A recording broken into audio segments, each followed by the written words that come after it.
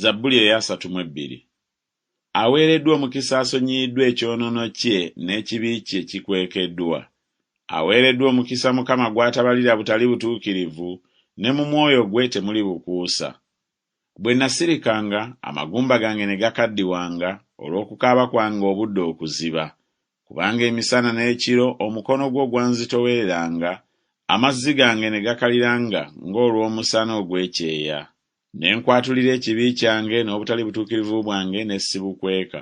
Nayogera nti, Mukama n'amwatulira ebyonoono byange, naawe n'onsonyiwa obutali butuukirivu obw'ekibi kyange. Ku lw'ekyo buli atya Katonda akusabenga mu biro by'oyinza okulabikiramu. Mazima mu ntabe z'amazzi amangi tebalituuka gy'ali. Oli bwekweko bwange, ononkuumanga mu kulaba ennaku, ononneetooloozanga ennyimba ez'obulokozi.